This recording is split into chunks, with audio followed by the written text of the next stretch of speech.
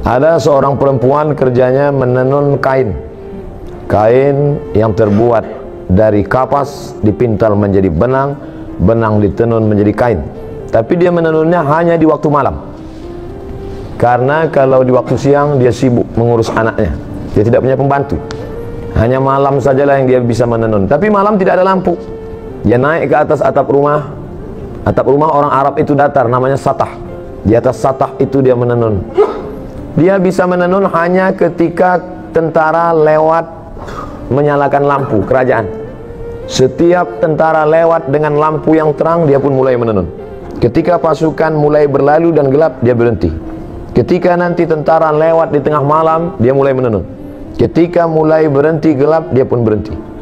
Begitu yang dia lakukan setiap malam sampai akhirnya kain itu jadi. Satu kain hasil dari menenun karena pasukan tentara kerajaan lewat. Setelah kain selesai, ditanyakanlah pertanyaan kepada imam pendiri mazhab Hambali bernama Ahmad bin Hambal di kota Baghdad tahun 241 Hijrah. Wahai Imam Ahmad bin Hambal, ya, apakah boleh saya menjual kain ini? Halalkah hasilnya saya makan? Imam bin Hambal tidak menjawab, tapi dia balik bertanya, kamu siapa? Perempuan itu menjawab, saya adalah saudara kandung Imam Bishri Al-Hafi, seorang ulama sufi, seorang ulama yang menjaga hatinya, seorang ulama yang menjaga makanannya. Karena kata Imam Ahmad bin Hambal, belum pernah seumur hidup saya ada orang bertanya tentang hukum memakai lampu yang dipakai kerajaan ketika sedang lewat. Apa salahnya? Toh tidak ada yang rugi. Kira-kira masih adakah orang yang memperhatikan hasil jualan kainnya, tenunannya? Zaman itu abad ketiga hijrah, orang masih memikirkan apa efek negatif yang diterima dari memakai lampu. Lampunya, cahayanya, tidak ada ruginya sedikit pun.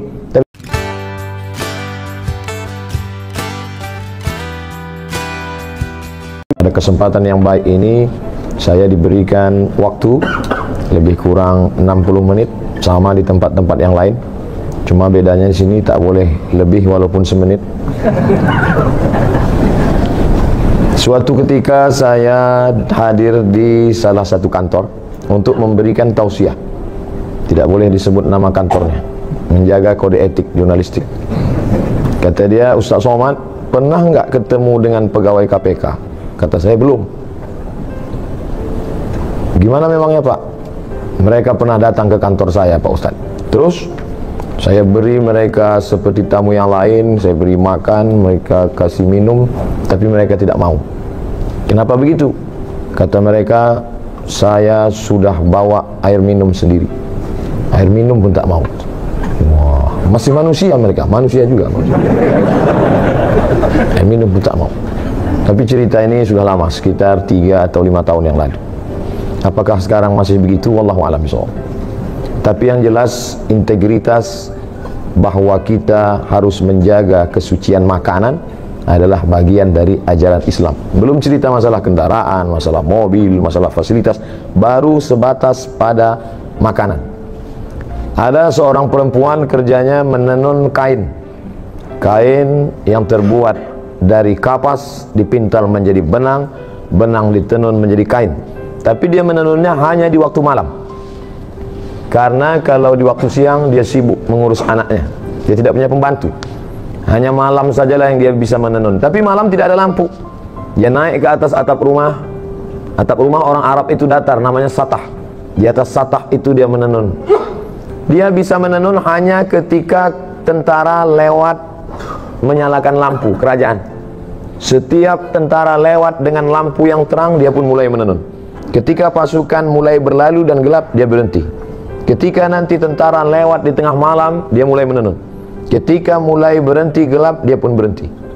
Begitu yang dia lakukan setiap malam sampai akhirnya kain itu jadi. Satu kain hasil dari menenun karena pasukan tentara kerajaan lewat. Setelah kain selesai, ditanyakanlah pertanyaan kepada imam pendiri mazhab Hambali bernama Ahmad bin Hambal di kota Baghdad tahun 241 Hijrah. Wahai Imam Ahmad bin Hambal, ya, apakah boleh saya menjual kain ini? Halalkah hasilnya saya makan? Imam bin Hambal tidak menjawab, tapi dia balik bertanya, kamu siapa? Perempuan itu menjawab, saya adalah saudara kandung Imam Bishri Al-Hafi, seorang ulama sufi, seorang ulama yang menjaga hatinya, seorang ulama yang menjaga makanannya. Karena kata Imam Ahmad bin Hanbal, belum pernah seumur hidup saya ada orang bertanya tentang hukum memakai lampu yang dipakai kerajaan ketika sedang lewat. Apa salahnya? Toh tidak ada yang rugi. Kira-kira masih adakah orang yang memperhatikan hasil jualan kainnya, tenunannya?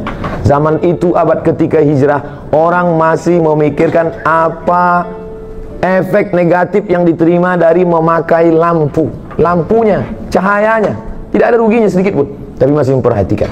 Hari ini orang bukan cuma memakai lampunya, menjual lampunya sekalipun tak dia pikirkan. Yang penting, saya bisa nyaman, saya bisa tenang, saya bisa. Oleh sebab itu maka masalah kejujuran terkait dengan makanan. Makanya di antara doa yang diajarkan Nabi SAW, Allahumma inni a'udzubika min ilmin la yanfa'. Aku berlindung kepada Engkau ya Allah dari ilmu yang tak bermanfaat. Apa guna ilmu tak bermanfaat? Banyak profesor, banyak doktor, banyak PhD, Doctor of Philosophy, banyak orang berkarya, tapi tak ada manfaat ilmu akibat dari tidak memperhatikan makanan. Makanan amat sangat penting, karena makanan akan menjadi setetes darah, dan darah akan masuk ke dalam jantung. Dari jantung darah akan naik ke atas otak kepala. Dari kepala inilah akan turun ke mata, turun ke telinga, turun ke tangan, turun ke hati. Jangan heran kalau pertama kali yang gelap tidak dapat hidayah itu bukan telinga, bukan kepala, tapi yang pertama kali adalah hati. Khatamallahu ala qulubihim. Makanya kata Nabi SAW, setiap kali kita berbuat satu salah, satu titik hitam. Dua kali salah, satu titik hitam. Tiga kali salah, satu titik hitam. Akhirnya hati itu pun gelap. Semua berawal dari makanan. Makanya kata Nabi SAW, jaga makananmu takun mustajabud da'wah. Ihfaz mat'amak takun mustajabud da'wah. Jaga makananmu, maka engkau akan menjadi orang yang amat sangat dikabulkan doanya. Seseorang kata Nabi SAW yang rambutnya kusut berdebu. Kenapa rambutnya kusut berdebu? Karena dia tidak mandi. Kenapa dia tidak mandi? Dia takut kalau sampai dia mandi rambutnya gugur dan dia bayar dam. Karena saat itu dia sedang pakai kain ihram. Kain ihram di tanah haram dalam keadaan umrah, mengangkat tangan di tepi Ka'bah. Tapi kata Nabi, doanya tidak dikabulkan Allah. Mengapa doa tidak dikabulkan Allah? Ada 4 sebab. Yang pertama, mat'amuhu haram, makanannya haram. Mashrabuhu haram, minumannya haram. Malbasuhu haram, pakaiannya haram. Wa ghudhiya bil haram, diberi, disuap makanan haram. Anna yustajabu lah. Apakah mungkin doanya dikabulkan Allah? Lidah yang dia pakai meminta kepada Allah adalah lidah yang dia pakai untuk makan haram. Diharamkan Allah mengabulkan doa dari lidah yang memakan haram. Kecuali lidah dia dua, satu untuk makan, satu untuk berdoa. Oleh sebab itu maka berawal semuanya dari makanan. Makanya sahabat Nabi bernama Abdullah ibnu Umar radhiyallahu anhuma suatu ketika mengorek setengah kurma. Bukan satu butir kurma, setengah kurma dia korek dari dalam tenggorokannya. Sahabat yang lain heran, muntah tidak apa-apa, tapi mengorek sampai muntah bisa jadi haram, makruh kalau sebabnya. Tapi ini kenapa engkau korek? Apa kata Abdullah ibn Umar? Tadi aku makan satu kurma, setelah itu aku makan sebelah, yang satu masih tertahan. Datang orang lalu mengatakan, kamu tadi makan apa? Saya makan kurma. Kurma itu dari apa? Dari si fulan yang memberikan makan kurma. Kamu tahu tidak kalau dia itu hasil usahanya syubhat? Syubhat masih remang-remang, belum pasti betul haram. Tapi Nabi mengatakan, famanittaqas syubhat, siapa yang menjaga dirinya dari syubhat, faqad istabra'a li dinihi wa 'irdihi, dia sudah menjaga agamanya dan menjaga kehormatannya. Dulu orang yang menjaga makanannya dari yang syubhat, dari yang tidak jelas ini, orang itu disebut dengan orang yang wara. Wara artinya menjaga diri dari yang syubhat. Takwa menjaga diri dari yang haram. Dulu kalau ada orang mengatakan, tadi baru saja ada orang datang membawa uang kemari dan saya menolaknya, orang itu akan dikatakan kamu adalah orang dua, wara atau takwa. Hari ini kalau kita berkata, tadi ada orang membawa harta yang banyak tapi saya tidak mau, saya tolak, maka sepakat teman-teman kita akan berkata, kamu adalah orang yang bodoh. Kenapa tidak diambil? Itu haram saudaraku. Aku tidak ingin merusak doaku, lidahku. Itu memang haram, tapi kita keluarkan saja 2,5%, jadi halal toh. Dia bahkan tahu bagaimana cara membersihkannya. Itu memang haram, brother. Tapi kalau kita pergi ke umroh, kita nangis di pintu Ka'bah, selesai. Menangis di pintu Ka'bah, ya Rabb, ya Allah, ya Allah. Bagaimana mungkin memberikan sesuatu yang haram? Berapa banyak orang yang sampai ke tanah suci berharap kepada ampunan Allah. Labbaik Allahumma labbaik, labbaik la syarika lak labbaik. Apa jawab malaikat? La labbaik wala sa'daik. Kau tidak dapat haji mabrur, umrahmu tidak diterima. Kenapa begitu? Zaduka haram, karena kau berangkat dengan uang haram. Apa sebetulnya judul ceramah Ustadz Zuhur ini? Yaitu berangkat dari pegawai KPK tidak mau kasih minum tadi. Dia bawa air minum. Saya lupa, kalau saya tahu saya bawa juga air minum dari rumah. Saudara yang dimuliakan Allah Subhanahu wa taala, hari ini yang paling mahal adalah integritas. Hari ini yang paling mahal adalah harga diri. Betapa banyak orang menjual harga dirinya karena ada yang lebih mahal dalam diri dia, dunia. Sedangkan kita mengatakan dunia beserta isinya hanyalah setengah sayap nyamuk. Begitu Nabi SAW mengajarkan. Berapa banyak orang berebut sayap nyamuk, berapa banyak orang mencari sesuatu hanya sayap nyamuk. Makanya orang beriman itu melihat dunia ini kecil saja. Kalau dapat tidak terlalu bahagia, karena yang dia dapat hanya setengah sayap nyamuk. Dan kalau tidak dapat pun tidak terlampau sedih, karena yang hilang itu pun setengah sayap nyamuk. Tapi kadang kita bisa kan mengomongkannya saja. Ketika sampai kita alami, ternyata setengah sayap nyamuk itu sebesar setengah sayap Boeing bagi kita. Setengah sayap nyamuk, itulah digambarkan Nabi SAW. Dalam perumpamaan lain Nabi mengatakan, celupkan ujung jarimu ke tengah samudra, falyanzur bima yarji, angkat pandang apa yang melekat di ujung jari. Apa yang menempel di ujung jarimu, itulah dunia. Setetes, dua tetes. Apa yang tinggal, itulah akhirat beserta isinya. Jadi kalau ada orang terlampau mengejar dunia, maka dia hanya mengejar setetes. Kalau terlampau bahagia, bangga, sombong pada yang setetes. Tapi kalau dia sanggup mengatakan itu, aku tidak apa-apa, karena yang dapat itu juga setetes. Anda tidak dapat pun tidak terlampau sedih, karena yang hilang pun juga setetes. Tapi saya tidak ingin setelah kajian ini lalu semuanya meninggalkan dunia. Rapat pegawai KPK, gimana visi misi kita ke depan? Mohon maaf Bapak pimpinan, ini hanya setetes ini semua. Bukan itu yang saya maksud. Bagaimana mengecilkan dunia sehingga yang besar hanya Allah. Bagaimana melihat manusia ini semuanya kecil, jabatan, kekuasaan, harta benda, yang besar adalah Allah. Di sini kita membesarkan Allah, di sini kita mengagungkan Allah. Yang kita angkat kedua tangan sambil berkata, semuanya kecil, hanya Engkau saja yang besar. Allahu Akbar. Di sini di awalnya semuanya kita serahkan pada Allah. Inna salati wa nusuki wa mahyaya wa mamati lillah. Sebelum salam itu kita ulang sekali lagi, 4 kita serahkan pada Allah. At-tahiyatul mubarakatu salawatu tayyibatu lillah. Hanya orang yang sampai pada level ini saja yang salamnya dijawab oleh Rasulullah sallallahu alaihi wasallam. At-tahiyatul mubarakatu salawatu tayyibatu lillah. Setelah sanggup meninggalkan yang 4 ini, barulah kita diterima Rasulullah. Assalamu alayka ayyuhan nabiyyu wa rahmatullahi wa barakatuh. Jangan ucapkan salam pada Nabi sebelum kau sanggup mengesampingkan 4. At-tahiyatul, puja-puji, keagungan. Ustaz enak aja ngomong gitu. Ustaz kan nggak punya kemuliaan, nggak punya status sosial tinggi, nggak punya jabatan. Oke, kalau gitu ke diri pribadi, follower, viewer. At-tahiyatul mubarakatul, segala keberkahan. Salawatul, segala doa-doa. Tayyibatul, semua kebaikan, kemuliaan bukan punya kita, lillah, punya Allah Subhanahu wa taala. Tapi bicara begitu kan menggerakkan lidah, apa susahnya? Actionnya bagaimana? Maka ada orang-orang yang menurut sebagian kita luar biasa, menurut sebagian kita apa yang dia lakukan ini luar biasa, tapi bagi dia di hadapan Allah itu hanya biasa-biasa saja. Kadang kita tidak bisa merasakan apa ceramah yang di belakang, kenapa beda. Saudara yang dimuliakan Allah Subhanahu wa taala, suara saya jelas sampai ke belakang? Jelas, ada layar, Masya Allah. Ibu di belakang walaupun tidak melihat saya secara langsung, anggap aja kalian sedang menyaksikan youtube.com. Artinya apa? Hidup ini makan, pakai, tak lebih daripada itu.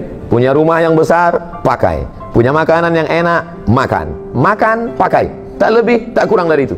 Ma'akalta, yang kau makan akan busuk, wa malabista, yang kau pakai akan lapuk. Kalau dulu orang mengatakan hidup ini cuma makan pakai, malah sekarang makan pun tidak. Berapa banyak saya acara di depan pejabat-pejabat, orang-orang hebat, tidak makan sama sekali. Saya malah heran, ini makanan enak-enak sekali, mereka tidak makan. Nggak dimakan Pak, kolesterol. Nggak dimakan Pak, diabetes. Nggak dimakan Pak, jantung koroner. Saya habisi semua. Makanan kok dicari pagi, petang, siang, malam, pelas keringat, banting tulang, tidak dinikmati. Betul kata syair orang Arab. Berapa banyak orang mencari makan, tapi dia pun tak sempat untuk menikmatinya.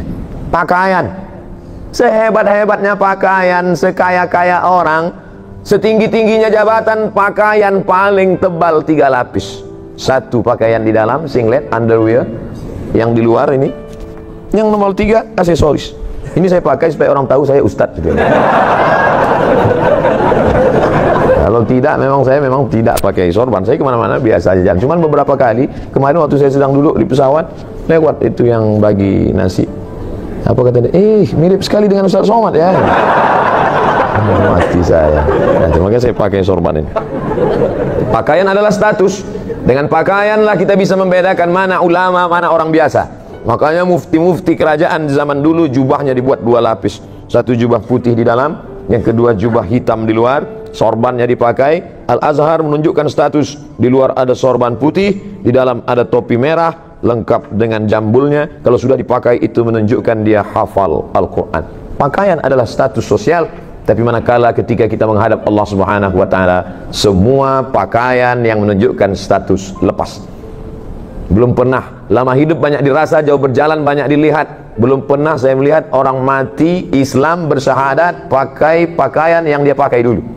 Sehebat apapun itu, semuanya akan tinggal. Belum menghadap Allah saja di dunia sudah lepas, apalagi ketika menghadap Allah Subhanahu wa Ta'ala. Mana pakaian yang akan kau bawa? Yatsma'ul mayyita thalathun, yang mengiringi mayat ada 3. Yang pertama, maluhu, hartanya. Mobil yang paling mahal ikut mengiring sampai ke pelataran parkir. Belum pernah saya hadir pemakaman ikut mobil-mobilnya masuk dalam. Ahluhu, keluarga, anak, cucu, menantu, kawan, sahabat, andai tolan, satu kantor, alumni, alma mater, menangis mereka satu angkatan, hanya sampai pintu kubur. Istri yang tersayang, paling disayang, yang katanya buah hati, belayan jiwa, itu pun hanya menangis di pintu kubur. Ramai-ramai orang menahannya. Ibu sabar bu. Tidak, saya mau tetap masuk ke dalam. Tetap mereka tahan, jangan bu. Padahal andai dilepas pun enggak juga dia mau masuk ke dalam. Coba, saya beberapa kali itu saya perhatikan begitu semangatnya mereka menahan. Jangan. Saya diamin aja, biarin aja, nggak akan masuk dia ke dalam. Kita tahu kok itu action aja. Mohon maaf ibu-ibu, saya bisa ngomong gitu karena ibu jauh di belakang. Artinya apa? Apa yang kita amalkan, kita bawa hari ini, itulah yang akan kita tunjukkan nanti di hadapan Allah Subhanahu wa Ta'ala. Di tempat lain saya dikasih air minum, saya minum. Tapi di sini saya ingin balas bahwa saya punya integritas. Saya nanti akan datang lagi ke kantor bapak yang dulu bicara kepada saya, Ustaz Somad, pegawai KPK itu integritasnya luar biasa. Kami kasih dia air minum, dia katakan saya bawa air dari kantor kami. Nanti saya akan katakan ke dia, bapak, saya pun ceramah juga di masjid kantor mereka. Dan ketika mereka kasih air minum, saya katakan saya bawa dari rumah. Saudara yang dimuliakan Allah Subhanahu wa Ta'ala. Artinya apa? Setiap tetes ini akan kita diminta pertanggungjawaban di hadapan Allah Subhanahu wa Ta'ala. Ini diberi dari mana? Ini uang negara. Tidak ada nama saya dalam anggaran ini. Setiap tetesnya. Jangan sampai hancur amal saya. Pahala ceramah-ceramah saya semuanya habis hanya karena 600 ml ini. Integritas harus kita jaga. Takbir. Masya Allah, pantang dipancing tuh. Yati yaumal qiyamati, ada orang nanti pada hari kiamat dia akan mati menghadap Allah bisolatin, solatnya banyak, solat qabliyah, solat ba'diyah, solat tahajud, solat witir, solat duha, solat isra, solat awabin, solat tasbih, wa zakatin, zakat, wakaf, infak, sedekah, bangun masjid, pondok pesantren, wa siyamin, puasa Senin Kamis, puasa Nabi Daud, puasa Ayyamul Bait, puasa 6 hari di bulan Syawal, puasanya banyak, tapi ternyata amalnya itu tidak bisa menolong dia. Sebab apa? Mat'amuhu haram, karena memakan harta orang lain. Akala mala hadza, memakan harta si fulan. Wasafaka dama hadza, menumpahkan darah si fulan. Wa daraba hadza, memukul si fulan, menganiaya si fulan, menzalimi si fulan. Diambil salatnya diberikan pada orang yang dia aniaya, diambil puasanya diberikan pada orang yang dulu dia zalimi, diambil sedekahnya diberikan pada orang yang pernah dia sakiti. Faniyat hasanatuhu, habis amalnya, tapi orang yang menuntut masih banyak. Lalu apa yang terjadi? Diambil dosa mereka, diambil dosa orang yang pernah dia zalimi, turihat ilahi, dicampakkan kepada dia, summa turiha finnar, lalu dia dicampakkan ke dalam api neraka. Kalau dosanya pada satu kelurahan karena kebetulan dia kepala desa, paling banyak satu desa 5.000 orang. Tapi kalau dosanya zalim, memakan harta orang se-Indonesia, ini anggaran orang se-Indonesia. Kalau sampai saya minum tanpa ada kejelasan, ya kira nampaknya makan siang pun terancam siang. Saudara yang dimuliakan Allah Subhanahu wa taala, kullu qardin jarra naf'an fahuwa riba. Setiap pinjaman kalau ada unsur manfaat dari pinjaman itu, maka pinjaman itu menjadi riba. Siapa yang tidak lepas dari pinjaman? Selama hidup pasti kita pernah meminjam. Tidak ada barang yang cash di rumah kita sekarang, semuanya pinjaman. Panci pun kredit, semuanya pinjaman. Andai saya meminjam kepada Bapak, saya tak tahu nama-nama Bapak, tak tahu saya. Satu-satunya yang saya tahu nama di sini cuma Pak Novel Baswedan. Saya pinjam uang Bapak 5 juta Pak. Oke Ustadz, nih pakai duit 5 juta. Pinjam ya Pak? Iya. Lalu kemudian besok 2-3 hari, boleh saya pinjam motornya? Apa pakai Pak Ustadz? Maka motor yang saya pakai itu sudah saya pakai unsur manfaat. Kullu qardin jarra naf'an. Kalau meminjam ada mengambil manfaat, maka manfaatnya itu adalah riba. Sekarang berapa banyak kita meminjam barang orang, uang orang, justru kita pinjam karena manfaat itu. Kalau tidak ada manfaatnya, kamu kasih pinjaman sama dia, iya. Kenapa kamu ambil barang dia, kamu manfaatkan? Loh, kalau enggak saya manfaatkan, saya dapat apa? Betapa logika kita sudah terbolak-balik. Pernahkah ini terjadi pada ulama-ulama dulu? Ya, ada seorang ulama namanya Abu Hanifah. Kalau saya sebut Abu Hanifah banyak yang tidak kenal. Saya sebut nama lengkapnya Nu'man bin Thabit, juga tidak kenal. Tapi kalau disebut Imam Hanafi, oh. Makanya kalau kenalan sama orang tanya nama lengkapnya. Nama siapa? Abdul Somad. Oh itu. UAS itu juga. Ustaz Abdul Somad. Abu Hanifah, Nu'man bin Thabit, Imam Hanafi meninggal di Kufah, Irak tahun 150 Hijrah. Kemudian ada orang meminjam uang dia, dan ketika itu dia bertamu ke rumah orang tersebut. Di depan rumah orang itu ada sebatang pohon kayu yang rindang, dan dia tegak di tengah panas. Datang orang melihat, Imam Hanafi, iya, kenapa tidak bernaung di depan rumahnya, kan ada pohon kayu, tegak saja di bawah pohon itu, kenapa? Dijawab Imam Abu Hanifah dengan argumen tadi, kullu qardin jarra naf'an fahuwa riba. Setiap pinjaman kalau mengambil manfaat, maka itu adalah riba. Tegak di depan rumahnya, yang di bawahnya ada pohon kayu, yang tempat bernaung tidak kena panas, maka tegak di bawah pohon kayu itu pun, jangankan masuk ke dalam meminum airnya, jangankan masuk ke dalam memakan kuihnya, jangankan masuk ke dalam meminjam untanya, berdiri di depan rumahnya mendapatkan naungan pun sudah termasuk dalam kategori riba.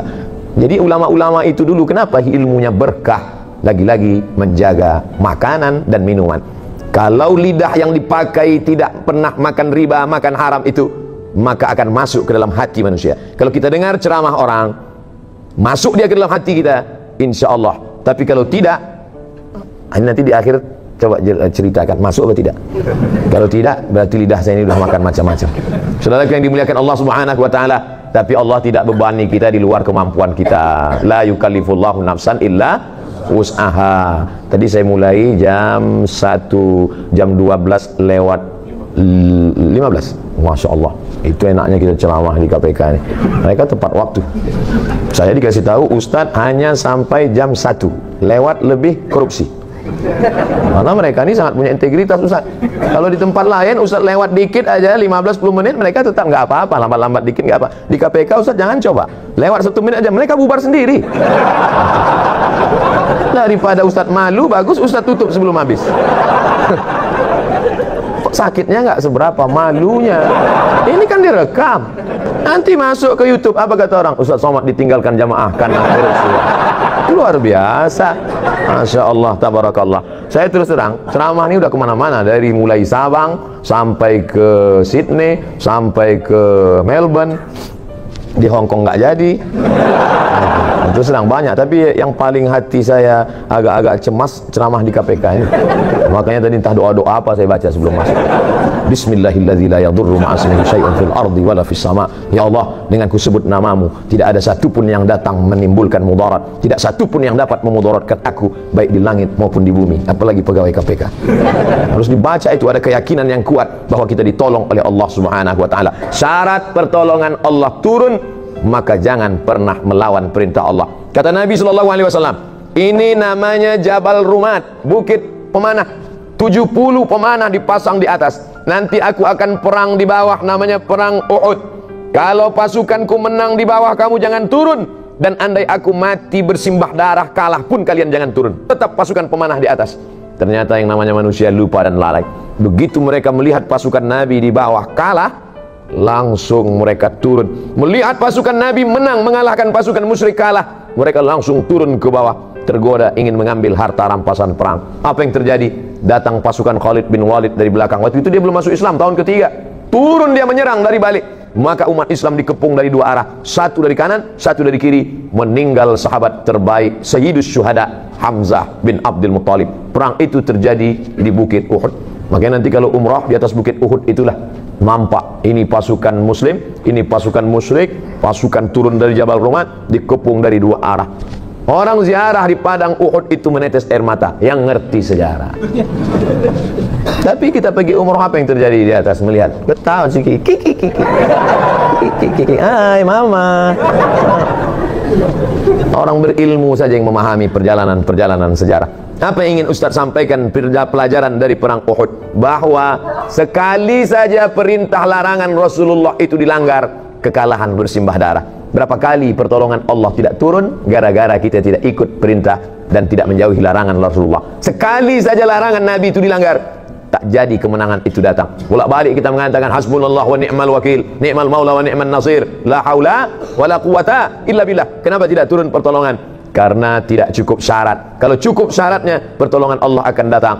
Maka 5 kali sehari kita katakan innaka la tukhliful mi'ad, engkau tidak akan ingkar janji ya Allah.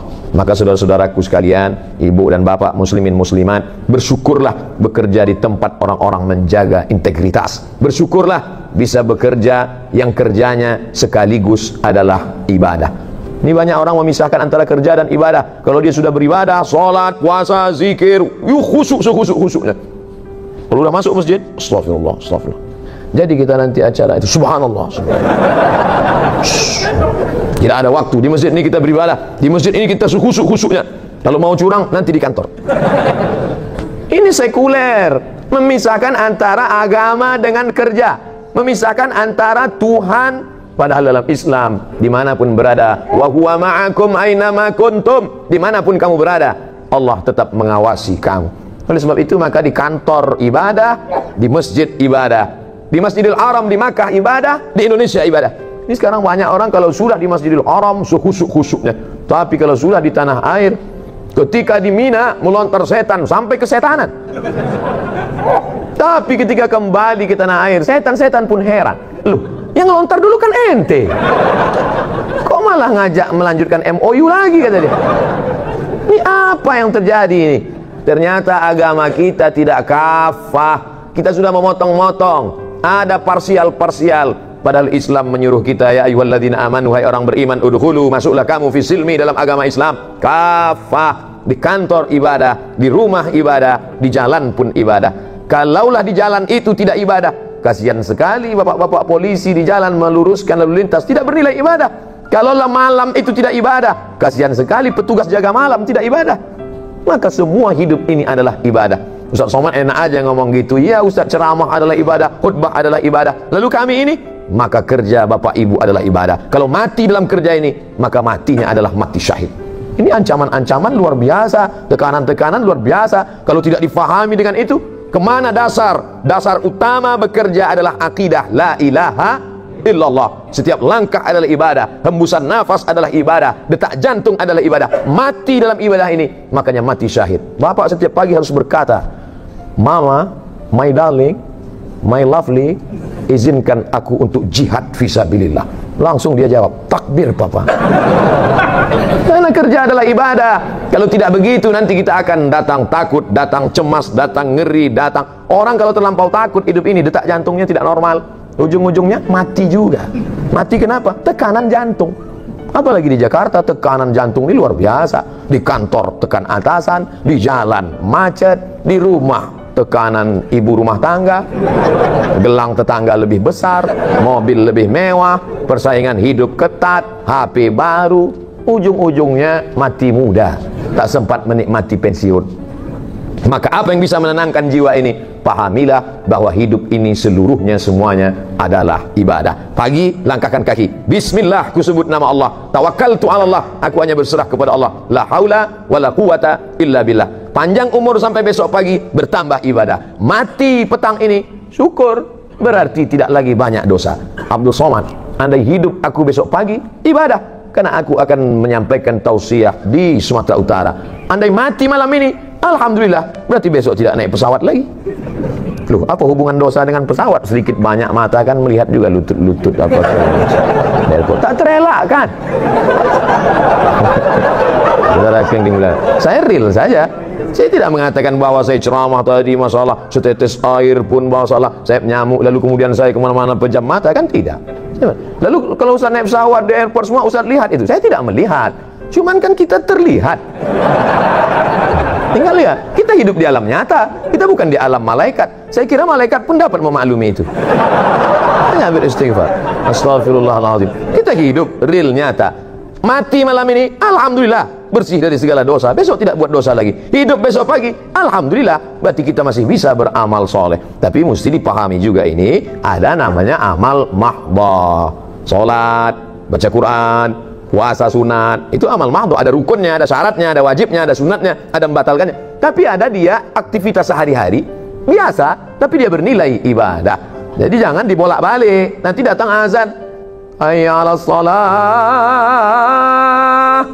ente nggak ke masjid, kerja ini pun ibadah sebenarnya. Nah, ini nggak betul juga. Karena kalau panggilan atasan kita bukan main lagi. Besok datang jam 7 ya, siap Pak. Besok datang pagi ya, oke Pak. Tapi kalau panggilan Allah Subhanahu Wa Taala, ente nggak sholat ke masjid zuhur, waktu panjang saudara. Tapi kita kan sholat berjamaah itu. Iya, ulama kan ikhtilaf dalam masalah. Kenapa kita jadikan ikhtilaf ulama itu sebagai rukhsah keringanan, padahal badan kita sehat? Tapi hari ini saya bangga luar biasa. Ini bukan pondok pesantren, ini bukan kantor Kementerian Agama, ini kantor KPK guys.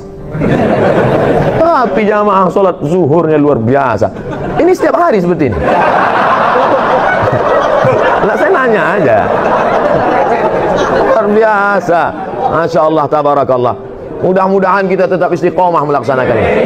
Al-istiqamah, satu istiqamah khairan min alfi karamah. Satu istiqamah lebih baik daripada 1000 karamah. Badan kebal bisa ngilang, terbang di awan, jalan di atas air, tak ada gunanya, karena semua akan tinggal. Tapi satu istiqamah, alladzina qalu rabbuna Allah, orang yang berkata Tuhanku Allah, tsumma istaqamu, istiqamah dia. Tatanazzalu alaihimul malaika, turun malaikat sebelum dia mati. Apa kata malaikat? Allah takhafu, jangan kau takut, wala tahzanu, don't be sad, jangan kau sedih. La tahzan, jangan sedih.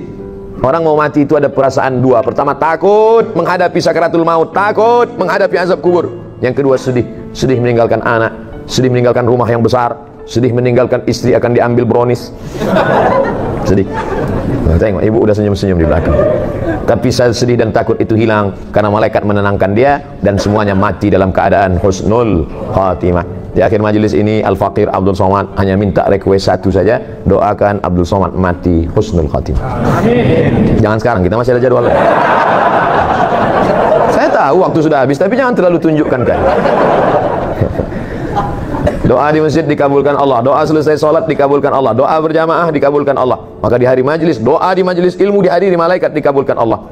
Tak tahu entah dari mulut yang mana doa itu mengetuk pintu-pintu langit. Nampaknya dia manusia biasa saja, bukan ulama, bukan ustadz, tapi rupanya hatinya bersih, makannya bersih, tak pernah makan subhat. Sekali amin dari mulut dia mengetuk. Itulah mengapa kita selalu doa istisqa beramai-ramai, doa minta hujan ramai-ramai. Ustaz, ini kenapa kita sudah istisqa tapi hujan nggak turun juga Pak Ustaz? Bukan salah saya. Terus yang bakar hutan itu ikut doa sekalian. Mana mau dia? Begitu cara saya membela diri saya, daripada saya dipojokkan terus.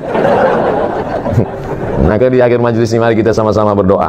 ala hadhihi an-niyyah al-Fatihah. A'udzu billahi minasyaitonir rajim. Bismillahirrahmanirrahim. Alhamdulillahi rabbil alamin. Arrahmanir rahim. Maliki yaumiddin. Iyyaka na'budu wa iyyaka nasta'in. Ihdinas siratal mustaqim. Siratal ladzina an'amta 'alaihim ghairil maghdubi 'alaihim waladdallin. Amin. Allahumma shalli ala sayyidina Muhammad wa ala ali sayyidina Muhammad. Kami bermohon dengan kemuliaan Al-Fatihah, dengan kemuliaan Nabi Muhammad sallallahu alaihi wasallam. Kami yang hina, banyak silap, salah, dosa ini mohon kepadamu ya Allah, tsabbitsna 'alal imani wal Islam. Kokohkan kami dalam iman dan Islam apapun yang terjadi ya Allah. Allahumma ja'alna minal ladzina yastami'una al-qawla fayattabi'una ahsanah. Jadikan kami orang-orang yang mendengarkan kalimat yang baik lalu mengiringinya, menutupnya dengan amal yang baik. Ya muqallibal qulub, engkau yang membolak-balikkan hati, sabbit qulubana, kokohkan hati kami ala dinik, dalam agamamu, ala ta'atik, dalam ketaatan kepadamu ya Allah. Allahumma a'inna, tolong kami, karena kami ini dasarnya lemah, tergoda, terpukau. A'inna, tolong kami ala zikrika, supaya hati kami ini selalu berzikir mengingatmu, wa syukrika, supaya kami selalu mensyukuri nikmatmu, wa husni ibadatik, selalu beribadah dengan ibadah yang terbaik ya Allah. Allahumma la tada'lana dzamban illa ghafarta. Setiap kami selesai dari majlis, keluar kami dari majlis ini, bersihkan kami dari silap, salah dan dosa.